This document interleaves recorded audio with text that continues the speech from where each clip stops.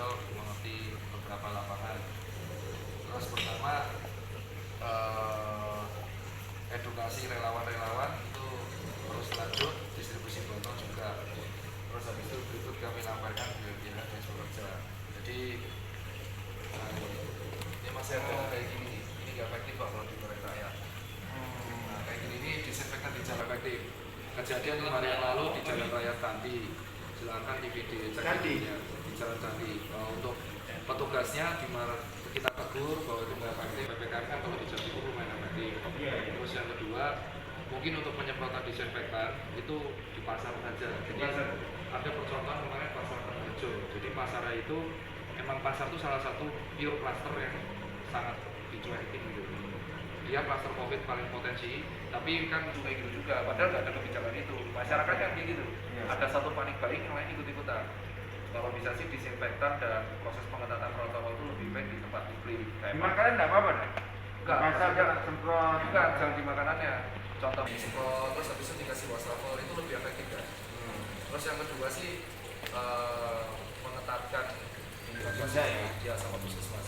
Kalau sisa-sisanya udah jujur agak susah, kayak kontrol stasiun, kontrol bis itu angel ya, jujur angel. Memang aku lihat sendiri di lapangan, walau kita protokol sekuat apapun, bisnya butuh makan, di dalam bus itu udah susah buat jalur protokol.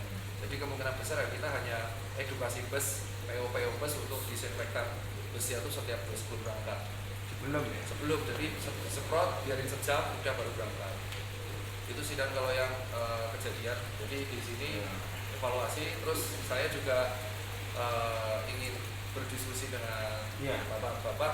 Kalau ada saran dan kritik yang disampaikan ke pusat, saya data. Kemarin Gresik sudah saran-sarannya terkait beberapa hal, tapi itu kerahasiaannya tentu, jadi biar jembatannya langsung ke Menkes. Ada ton, kemudian kemudian kita dilalui oleh dua sungai besar. Terus oleh karena itu kita seperti itu. Ada yang kemarin diskusi 3 kali lagi. Ada yang lain tidak ada tolnya. Kita akan datang memasukkan uang. Apalagi sampai sini pasti sudah ada keberkahan dapat ahli. Karena artinya ke sini mesti dapat sorotan, mesti dapat berkah ini.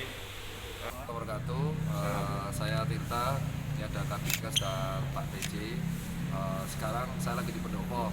Tujuan pertama tentu yang pertama adalah menampung aspirasi dari teman-teman di Sidoarjo ya, terutama evaluasi mengenai PPKM, evaluasi mengenai proses program vaksinasi, lalu penanganan COVID dan usulan-usulan yang bisa saya jembatani untuk disampaikan ke teman-teman Kementerian Kesehatan dan menyampaikan juga aspirasi masyarakat.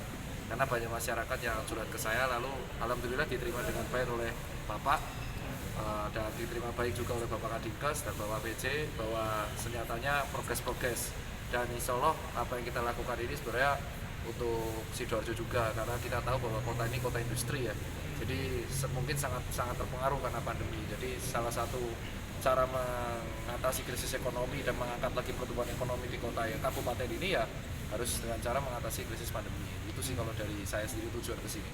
Jadi agar berita di media itu tidak Jakarta sentris melulu. Jadi kita juga harus melihat lebih luar, ada daerah-daerah di luar Jakarta, terutama luar Jawa yang juga sangat fokus pada penanganan pandemi.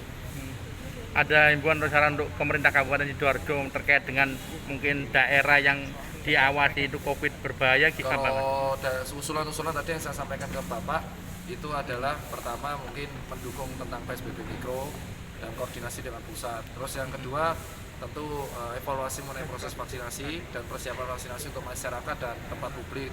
Yang terakhir yang ketiga tentu pengetatan edukasi di daerah pabrik, karena kan kalau pabrik sampai jadi klaster akan merugikan juga pendapatan daerah juga. Itu kalau dari saya sendiri. Dengan kalau tadi dari Bapak ya, itu diganti dengan skala mikro, karena kan sudah jelas kecamatan A, kecamatan B. Cuma kan itu harus koordinasi dengan pusat. Karena kan di Jawa Tengah ada ini gerakan di rumah aja, di Bogor Pak Bimarya membuat ganjil genap. Lalu selentingan anggota DPR dari Pak Saleh ingin lockdown weekend. Ini kan lagi menimbang-nimbang. Jadi kita menunggu aja dari kepala daerah terutama gubernur dan kepala negara kita untuk berdiskusi apa yang terbaik buat Indonesia sih. Tapi kembalikan langsung ke daerah masing-masing karena kepala daerah masing-masing paling mengerti daerahnya. Sekarang problemnya hoax-hoax yang beredar di Jawa Timur itu lumayan banyak ya. Itu alasan saya sama dokter-dokter kemarin mampir ke Polda Jatim untuk mengadukan beberapa akun yang menyebarkan. Dan alhamdulillah kemarin tujuan kita ke sini juga ke puskesmas bersama Bapak Kadinkes dan Bapak PJ agar masyarakat tuh paham, jangan takut ke puskesmas. Apapun keluhanmu nggak usah takut, karena tidak ada itu isu COVID-an, nggak ada. Kita juga pengennya malah kasus COVID turun biar industri lancar lagi gitu. Ya, saya setuju ya dengan apa yang disampaikan. Ya, intinya Sidoarjo itu saya sampaikan beliau, Sidoarjo itu melakukan tindakan disiplin pada perorangan sudah, melakukan tindakan disiplin kepada pengusaha sudah, tindakan disiplin kepada yang belum dilakukan dan lama ini sudah kita usulkan adalah tindakan disiplin pada komunitas, misalnya RT lah. RT itu kalau di situ ya tingkat COVID barunya, ya warganya yang COVID barunya tinggi, ya perorangan sudah, usaha sudah, ya ini kampungnya. Jadi kampung satu RT itu harus diberikan sanksi mungkin PPKM mikro, ya PPKM mikro, ya lockdown mikro misalnya. Ini sudah kita upayakan seperti itu, tapi butuh koordinasi, butuh sosialisasi dulu. Tidak bisa langsung kita terapkan ini. Dan inilah yang saya kira khasnya Ciri Sidoarjo, bahwa kita ini sudah melakukan tipiring yang saya kira justisi yang nilainya hampir 2 miliar masuk ke Kasda, ya balik lagi diberikan untuk kegiatan-kegiatan masyarakat. Kemudian juga tingkat kesadaran masyarakat juga sudah bisa kita tekan untuk kegiatan kerumunan. Yang saya usulkan, mumpung ada Dr. Teta, mungkin kasnya itu akan memberikan semacam tindakan disiplin terhadap RT yang mohon maaf, yang tingkat kepatuhannya kecil. Ya, itu barangkali ciri khasnya Sidoarjo. Tim, ini bahwa Sidoarjo itu terbaik, ya, bahwa terbaik untuk amanah tugas, menyelesaikan vaksin dengan tepat waktu. Bayangkan targetnya pemerintah kan Februari selesai, kita sebelum pertengahan Februari sudah selesai. Ini semata-mata itu untuk percepatan.